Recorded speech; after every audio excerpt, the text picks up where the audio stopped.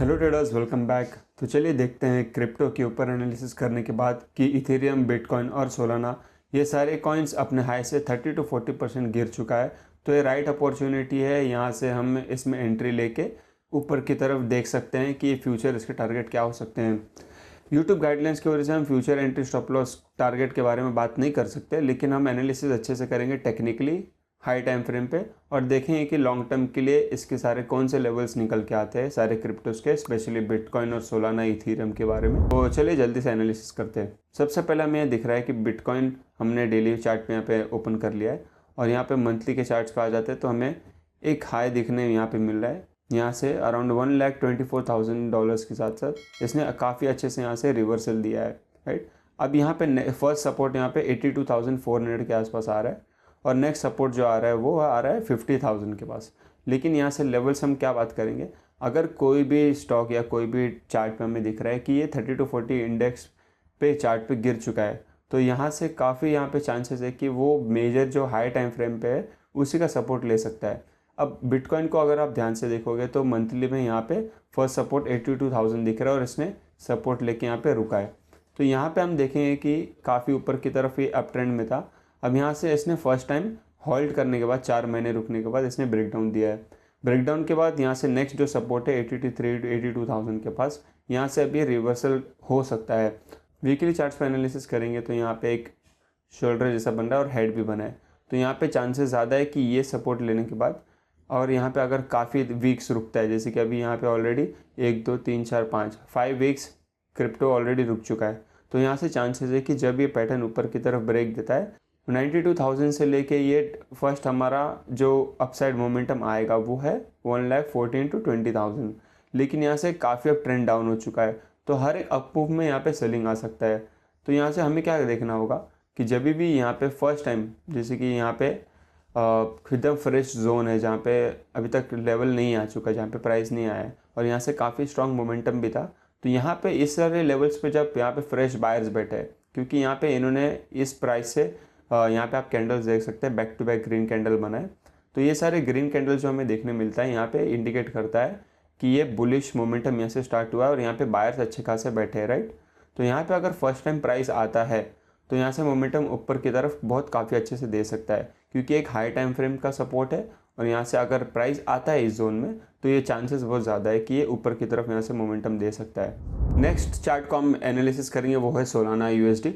और Solana coins काफ़ी high और काफ़ी यहाँ पे बेरिश दिख रहा है। बहुत टाइम से इसने 230 के लेवल्स को रिस्पेक्ट किया है। सेलर्स हमेशा 230, 40 के रेंज में यहाँ पे सेलर्स काफ़ी टाइम से एक्टिवेट हो चुके हैं, हमें चार्ट में मंथली बेसिस पे दिख रहा है।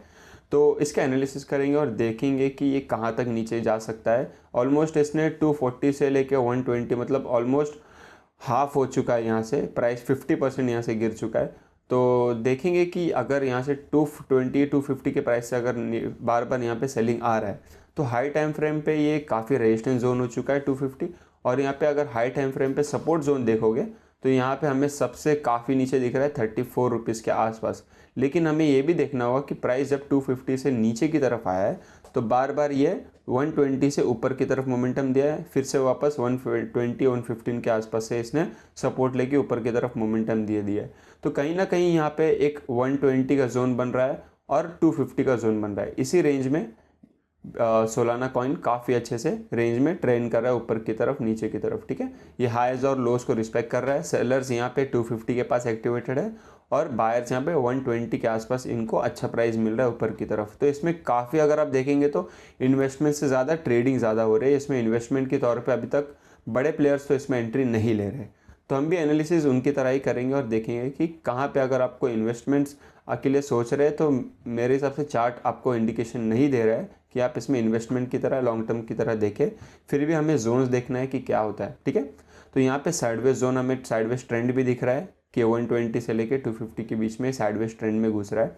लेकिन वीकली चार्ट्स पे आ जाते हैं तो हमें थोड़ा क्लियर पिक्चर मिलेगा। यहाँ पे वीकली चार्ट्स में हमें दिख रहा है कि यहाँ पे काफ़ी कैंडल्स पे यहाँ पे मोमेंटम ऊपर की तरफ आया है, लेकिन ये यहाँ पे 250 के आसपास सेलिंग जोन से ये नीचे की तरफ आया है बिना एक ग्रीन कैंडल बनाए। तो प्राइस एक्शन के बाद भी अगर आप देखेंगे तो यहाँ पे सेलिंग आया था। यहाँ पे काफ़ी वीक से ऑलमोस्ट 4 to 5 वीक से यहाँ पे प्राइस इसी रेंज में और इस रेंज में अगर ये ब्रेकआउट होता है 140 के ऊपर तो आपको यहाँ पे अपसाइड मोमेंटम आ सकता है। तो ट्रेडिंग पर्पज़ से आपके लिए सबसे अच्छा है 140 के ऊपर इसको आप देखें, और सेलिंग जोन में आपको थोड़ा भी ऊपर की तरफ आता है तो आपको यहाँ से सेलर्स एक्टिवेट होते हुए देखेंगे, क्योंकि हमने जैसे पहले हाई टाइम फ्रेम पे देखा है 120 से लेकर 250 के बीच में रेंज है। तो हमें काफ़ी अच्छा ये इंडिकेशन दे रहा है कि आपको सपोर्ट अगर दिख रहा है तो ये सारे रेंज में दिख रहा है 9400 110, और सेलिंग जोन में यहाँ पे है। तो मैं रिकमेंड कुछ आपको तो यही देखूँगा कि आप चार्ट अच्छे से देखिए, और सेलिंग की तरफ ऊपर से आपको देखने मिल सकता है चार्ट पे, और नीचे की तरफ अगर ये आता है तो फ्रेश यहाँ पे जोन 75 के आसपास है, क्योंकि अभी तक इस जोन में प्राइस नहीं आया है।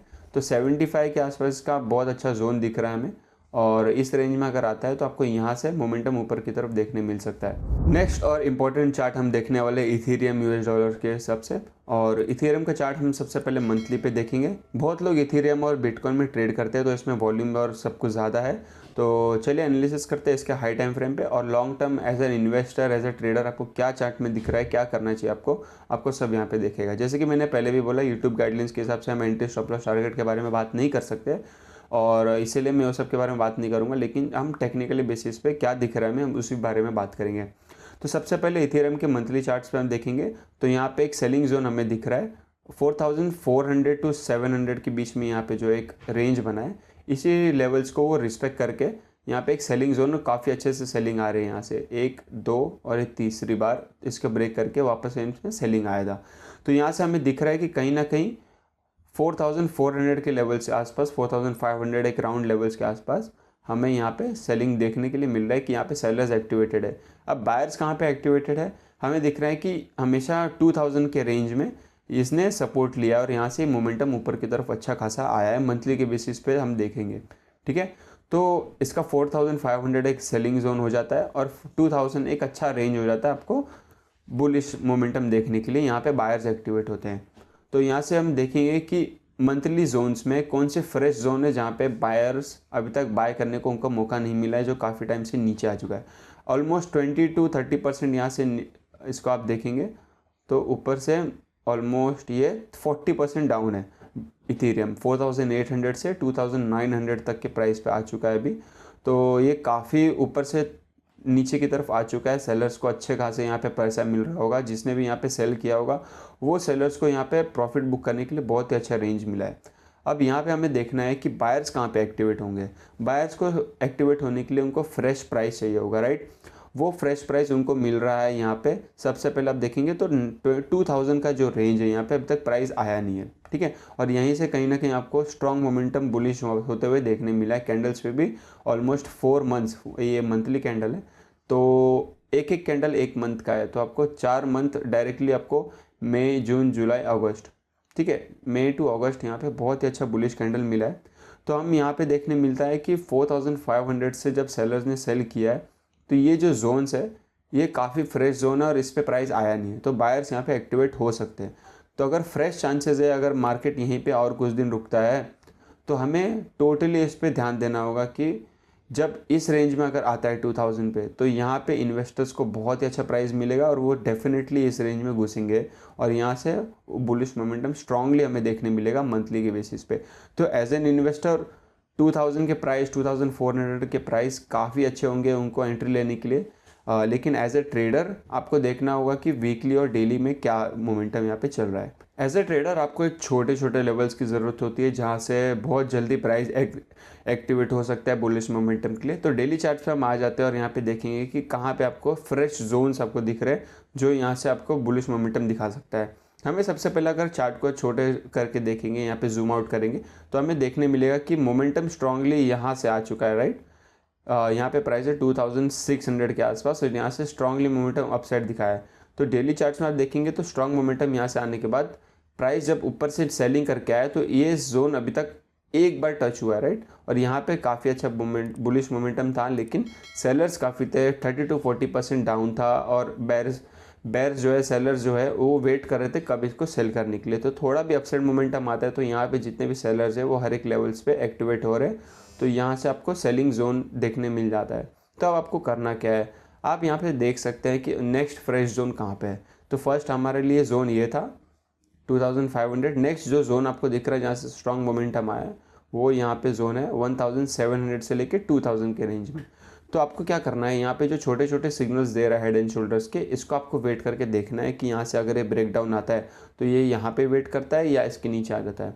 ठीक है, तो ये काफ़ी आपको मोमेंटम इसको ट्रैक करना होगा कि डेली टाइम फ्रेम पे, आर्ली टाइम फ्रेम पे ये क्या कर रहा है। यहाँ पे बेरिश मोमेंटम है काफ़ी, तो आपको देखना होगा कि हेड सब छोटे छोटे जो हेड एंड शोल्डर्स है डेली चार्ट्स पे, वो अगर ब्रेक डाउन देता है तो ये स्टॉक और भी नीचे की तरफ जा सकता है।